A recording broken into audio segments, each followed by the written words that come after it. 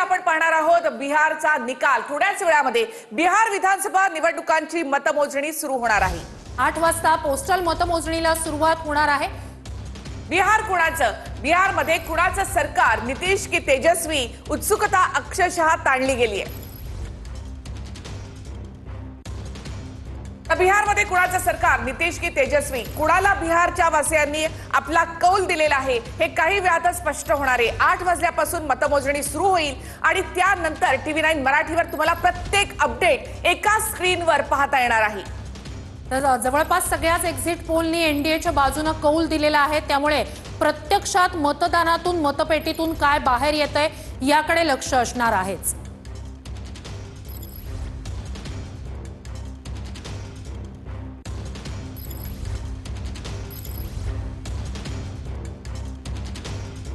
तर बिहारमधून प्रत्येक अपडेट आपले प्रतिनिधी बिहारमधूनच आपल्याला सांगणार आहेत। आमचे 2 प्रतिनिधी, एक दिनेश दुखंडे आणि कृष्णा सोनारवाडकर आपल्या सोबत असणार आहेत, जे संपूर्ण बिहारमधले आकडे आपल्यापर्यंत पोहोचवणार आहेत। थेट आपण जाऊयात आमचे प्रतिनिधी कृष्णा सोनारवाडकर यांच्याकडे। कृष्णा, तुम्ही लालू प्रसाद यादव यांच्या घराबाहेर आहात। तेजस्वी यादव आणि तेजप्रसाद यादव दोन्ही लालूंचीच मुलं, मात्र तेजस्वी मुख्यमंत्री पदाचे चेहरे। अशा वेळेला लालूंच्या घरामध्ये आज किती उत्साह दिसतोय? निखिल, आपण म्हणतो की 8 वाजता मतमोजणीला सुरुवात होईल, मात्र उत्साह जो आहे तो सगळीकडे बिहारमध्ये पाहायला मिळतोय। जे मोठे नेते आहेत त्या मोठ्या नेत्यांच्या बाहेर सुरक्षा व्यवस्था वाढवण्यात आलेली आहे, त्याचबरोबर बॅरिकेडिंग सुद्धा करण्यात आलेलं आहे। आणि 8 वाजता पोस्टल मतमोजणीला सुरुवात झाल्यानंतर त्याचे काय नेमके आकडे असतात, त्याचबरोबर पहिले कल हाती येण्यासाठी जवळपास 10 ते 10:30 वाजण्याची वेळ होऊ शकते। मात्र त्याची उत्सुकता जी ती निकालाची बिहारबरोबरच संपूर्ण देशाला आहे। 243 जागांचे निकाल आज येणार आहेत आणि त्यामुळे बिहारमध्ये पुन्हा कुणाचं सरकार येणार। एनडीएच्या बाजूने जरी सगळे एक्झिट पोल असले तरी मात्र महागठबंधनला हा विश्वास आहे की सत्ता त्यांची येणार आणि त्यामुळे चित्र नेमकं काय हे दुपारपर्यंत स्पष्ट होऊ शकतं। मात्र 8 वाजता जी मतमोजणी होणार आहे त्याच्या पूर्वी आपण पाहतोय लालू प्रसाद यांचं हे निवासस्थान आहे, त्या निवासस्थानाच्या बाहेर पोलीस बंदोबस्त वाढवण्यात आलेला आहे। जे लालू प्रसाद यादव यांच्या निवासस्थानाच्या अगदी गेटवरती आपण पाहतो लालटेन, जे त्यांचं चिन्ह आहे अनेक वर्षांपासूनचं, त्याची सुद्धा आपल्याला प्रतिकृती पाहायला मिळते। त्याचबरोबर बॅरिकेडिंग करून या सगळ्या परिसरामध्ये बंदोबस्त वाढवण्यात आलेला आहे। या लालू प्रसाद यादव यांच्या निवासस्थानाच्या पासून अगदी काही पावलांच्या अंतरावरती बिहारचे मुख्यमंत्री नितीश कुमार यांचं देखील निवासस्थान आहे आणि त्या सगळ्या परिसरामध्ये हा बंदोबस्त आपल्याला पाहायला मिळतोय। 122 जागांचं बहुमत जे आहे ते सरकार स्थापन करण्यासाठी आवश्यक आहे आणि त्यामुळे बिहारमध्ये नेमका कौल बिहारची जनता कोणाला देणार आहे हे देखील पाहणं महत्त्वाचं असणार आहे। आज 8 वाजता पोस्टल मतमोजणीला सुरुवात झाल्यानंतर जवळपास 9:30 वाजेपर्यंत ईव्हीएमची मतमोजणी सुरू होईल आणि त्यानंतर पहिले कल 10:30 वाजेपर्यंत येतील आणि त्यामध्ये चित्र कसं असणार आहे किंवा या निकालाची उत्सुकता जी संपूर्ण बिहारवासियांना लागलेली आहे ते चित्र दुपारी 12-1 पर्यंत स्पष्ट होऊ शकतं आणि त्यामुळे बिहारची जनता नेमकं कोणाच्या पारड्यामध्ये आपली ही मतं जी आहेत ती जनतेने टाकलेली आहेत आणि बिहारमध्ये पुन्हा कुणाचं सरकार येणार हे स्पष्ट होऊ शकतं। मात्र त्यापूर्वीच आपण लालूंच्या घरासमोर देखील आता कार्यकर्ते जमायला सुरुवात होणार आहे आणि आता 8 वाजता जेव्हा मतमोजणी सुरू होईल त्यावेळेला लालूंच्या घराबाहेर देखील तो जल्लोष दिसतो का हे पाहणं महत्त्वाचं ठरेल, तेव्हाही आपण जाणार आहोत। थेट आपण जाऊयात पुन्हा एकदा बिहारमध्ये भाजपच्या कार्यालयाबाहेर। आधीपासूनच तिथे मोठे बॅनर लागलेले आहेत, नितीश कुमार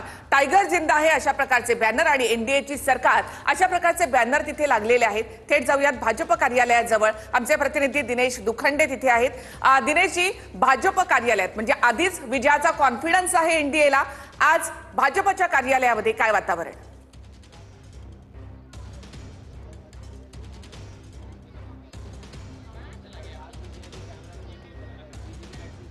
निखिलाजी, मी सध्या बिहार पाटण्यातील AN कॉलेज ह्या मतमोजणी केंद्राबाहेर आहे। आपण सध्या इकडची थेट दृश्य बघू शकतो की इथे पाटण्यातलं हे सगळ्यात मोठं मतमोजणी केंद्र आहे आणि सगळ्याच उमेदवारांची प्रतिष्ठा पणाला लागलेली आहे।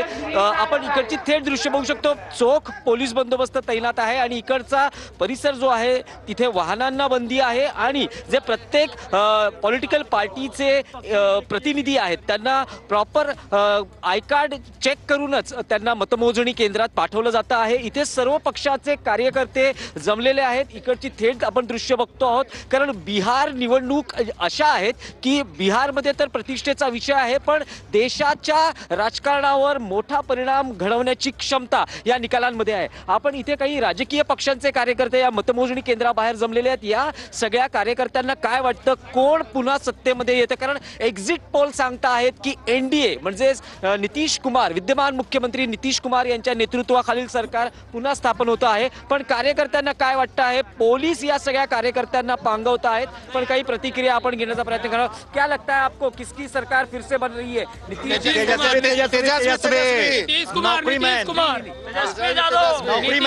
नौकरीमैन तेजस्वी यादव बिहार में जेनजी है, जेनजी देख रहे हैं पर आपको क्या लग रहा है? नीतीश कुमार बनेंगे इस वक्त। तेजस्वी यादव मुख्यमंत्री बनेंगे बिहार के। तेजस्वी मैं है, हम तो चाह रहे सर तेजस्वी यादव बनेंगे मुख्यमंत्री। राजकीय पक्षांच्या कार्यकर्त्यांमध्ये म्हणजे एकीकडे नितीश कुमार यांचे समर्थक आहेत तर दुसरीकडे तेजस्वी यादव यांचे समर्थक आहेत. दोघांचाही दावा आहे की त्यांचा नेताच मुख्यमंत्री बनणार आणि त्यांच्या नेतृत्वाखाली सरकार बनणार. पण एक्झिट पोलनी स्पष्ट केलेलं आहे जवळपास 130 ते 145 एनडीएला जागा दाखवल्या जात आहेत. तर महागठबंधन जे तेजस्वी यादव यांच्या नेतृत्वाखाली सरकार निवडणुका लढलेल्या आहेत तिथे 90 ते 105 जागा दाखवल्या जात आहेत. सगळ्यात महत्त्वाचं जे बंपर मतदान झालेलं आहे बिहारमध्ये, विक्रमी मतदान झालेलं आहे. गेल्या निवडणुकीत म्हणजे 2020ला 57% इतकी आकडेवारी होती. पण यंदा जवळपास 67% इतकं मतदान झालेलं आहे. त्यामुळे जवळपास 9.5% मतदान वाढलेलं आहे.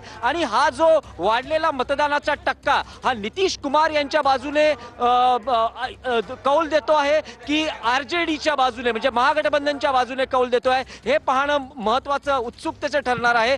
8 वाजता मतमोजणीला सुरुवात होईल त्याआधी आपण एएन कॉलेजच्या बाहेर ही सगळी दृश्य पाहतो आहोत. पोलीस या सगळ्या राजकीय पक्षाच्या कार्यकर्त्यांना हटवत आहेत. पण ज्यांच्याकडे योग्य ओळखपत्र आहेत त्यांनाच मतमोजणी केंद्रामध्ये पाठवलं जात आहे. नितीश कुमार हा एनडीएचा चेहरा आहे कारण भाजपकडे आज बिहारच्या मुख्यमंत्री पदासाठी तितकासा ताकदवर नेता नाही. त्यामुळे नितीश कुमार यांच्या नेतृत्वाखाली यांचा चेहरा समोर करून निवडणुका लढवल्या गेल्या. पण जेव्हा निकाल येतील आणि कोणता पक्ष हा क्रमांक 1 ला असतो त्यावर पुढची सगळी राजकीय समीकरणं अवलंबून असणार आहेत. पण थोड्याच वेळात मतमोजणीला सुरुवात झाल्यानंतर या बाबतीतली स्पष्टता होईल की बिहारमध्ये सरकार कोण बनवतं आहे आणि पुढचं बिहारचं राजकारण कसं होतं आहे आणि या निकालांचा देशाच्या राजकारणावर किती मोठा परिणाम होतो आहे. नक्कीच दिनेशजी पुन्हा